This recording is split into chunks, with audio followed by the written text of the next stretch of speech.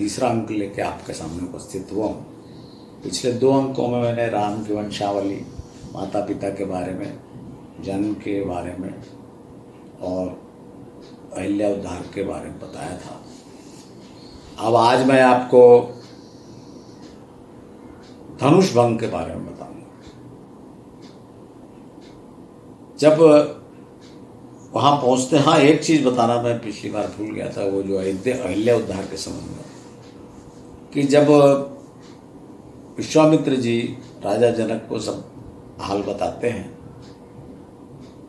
कि कैसे राम लक्ष्मण ने ताड़का, सुबाहु इत्यादि का वध किया और हम उस रास्ते से आ रहे हैं, तो राजा के जो पुरोहित थे शतानंद महाराज, वो अत्यंत उत्सुक हो गए और वो पूछने लगे विश्वामित्र जी से, क्योंकि वो महर्षि गौतम के पुत्र थे, तो वो पूछने लगे, अरे आप ये दोनों राजकुमार माता से मिले क्या? आप माता के आश्रम में ले गए थे क्या इनको, अहिल्या के, और माता ने इनका आदर सत्कार किया या नहीं? तो देखिए, अब आप अगर अहिल्या अगर शिला बन गई थी तो शतानंद जी ऐसे कैसे बोल रहे? तो इस तरह से आप कन्फ्यूजन भ्रम को दूर करते चलिए, चमत्कारों को दूर रखें। यहाँ मैं एक बात बता देता हूँ कि चमत्कार और किसी को दोष देना ठीक नहीं है, क्योंकि जितने जो अपने हिंदू साहित्य है ये, अच्छा तुलसीदास जी ने तो रामचरितमानस लिखी तब थी जब भक्ति काल था, अपने धर्म पे श्रद्धा उठ रही थी, तो भक्ति पैदा करने के लिए, भगवान पे श्रद्धा पैदा करने के लिए उन्होंने ये लिखा था। तो इसलिए अपने को आज हम जो उद्देश्य लेके चल रहे हैं कि सत्य बात जानना, इसलिए हम कर रहे हैं, किसी को क्रिटिसाइज नहीं कर रहे हैं, क्योंकि सबका उद्देश्य अलग अलग था, हमारा भी उद्देश्य अलग है।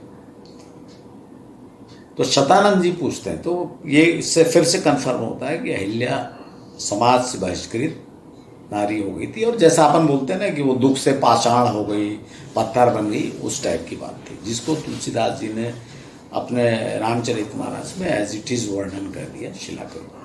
बस इतनी सी बात है।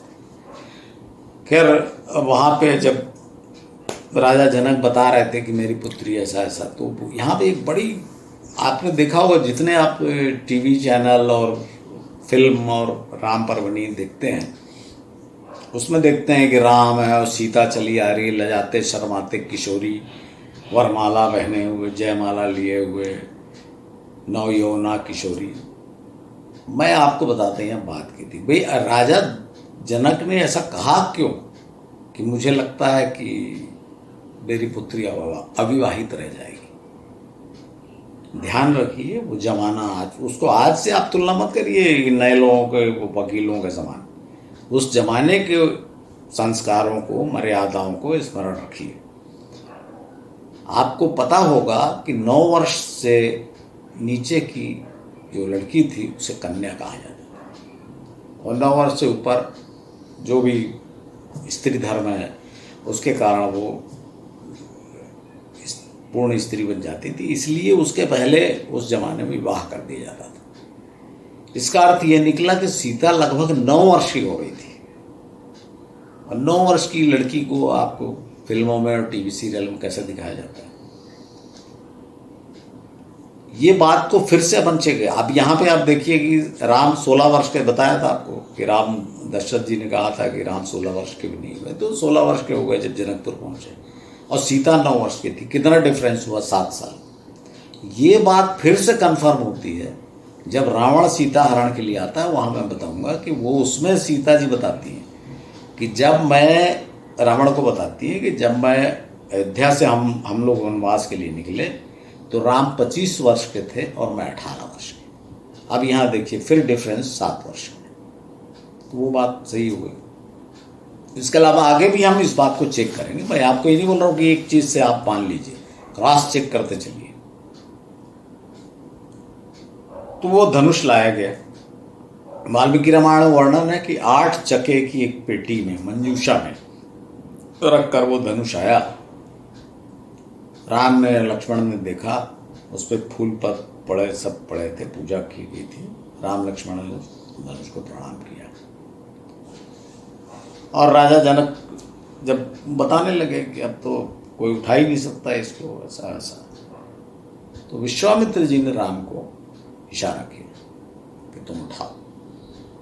राम ने पहले विश्वामित्र को प्रणाम किया, फिर धनुष को प्रणाम किया, फिर उठा लिया।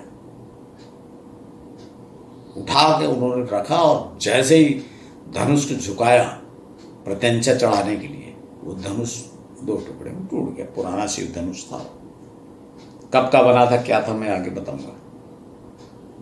परशुराम के जब परशुराम घटना वर्णन हुआ तब बताऊंगा।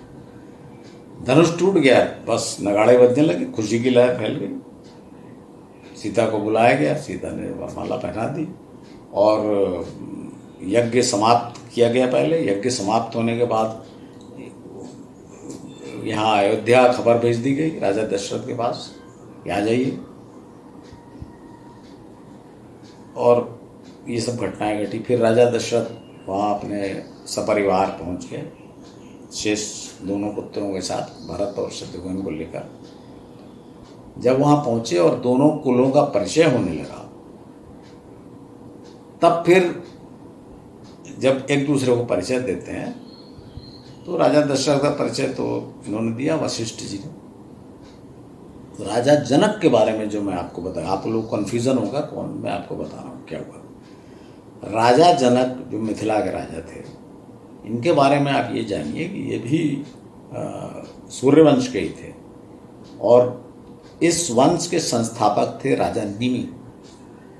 निमिष मात्र में आपने सुना हो ना, कहा जाता है उनके नाम। वो उनकी मृत्यु हो गई, तो विदेह हो गया, ऐसा हर जगह विदेह विदेह विदेह राज भी कहा जाता है ना। वैदेही, सीता का नाम एक वैदेही भी था। तो मृत्यु हो गई। मृत्यु के बाद आर्यों का आपको पता ही होगा कि पुत्र की बड़ी आवश्यकता जरूरी रहती थी, जरूरी थी, पुत्र होना चाहिए। तो राजा अगर अपनी संतान मर जाता था तो उसके मरने के बाद भी नियोग प्रथा से रानियों से जैसे भी हो पुत्र पैदा किया जाता था। तो राजा निमि का जो पुत्र, उनकी मृत्यु विदेह हो जाने के बाद, मतलब शरीर त्याग देने के बाद जो पुत्र पैदा हुआ, उसका नाम था मिथि और उसके नाम पर मिथिलांचल नाम पड़ा, मिथिला राज्य का। और विदेह हो जाने के बाद भी निमि ने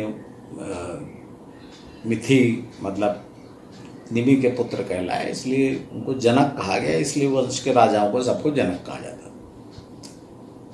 तो जब ये राम लक्ष्मण वहाँ पहुँचे तो जो जनक वहाँ थे राजा, उनका नाम था क्षीरध्वज जनक। तो राजा क्षीरध्वज ने राजा दशरथ खबर भेजी और सब इधर से भी आए। और राजा क्षीरध्वज के भी एक भाई थे कुशध्वज, वो भी दूसरे राज्य के राजा थे, वो सब आए वहाँ। तो जब दोनों एक दूसरे के कुल का परिचय देने लगे, तब राजा जनक ने ये सब बताया और बताया कि सीता मेरी पालिता पुत्री है, मैंने इसको खेत में हल चलाते समय पाया था, यही मेरी बड़ी पुत्री है। इसके बाद दूसरी पुत्री मेरी जो है वो है उर्मिला। ये 2 पुत्रियां हैं। तो अगर आपकी आज्ञा हो तो राम और लक्ष्मण के साथ दोनों का विवाह कर दिया जाए। दशरथ ने सार स्वीकार कर लिया और राम का सीता से और लक्ष्मण का उर्मिला से तय हो। तब विश्वामित्र जी कहते हैं राजा जनक को संबोधित करके कि महाराज, राजा दशरथ के 4 पुत्र हैं, आपके छोटे भाई कुशध्वज के भी 2 पुत्रियां हैं। आप चाहे तो चारों कन्याओं का विवाह चारों पुत्रों से करके पूरे अयोध्या राज्य को अपने बंधन, प्रेम बंधन बांध लीजिए। दोनों ओर से ही सर स्वीकार कर लिया जाता है। और राजा कुशध्वज की पुत्री मांडवी का विवाह भरत से और श्रुतकीर्ति का विवाह शत्रुघ्न से। इस प्रकार से चारों बालकों का, राजा दशरथ के 4 पुत्र का विवाह इन 4 कन्याओं से हो जाता है। आपको मैंने पहले बताया राजनीति वाली बात।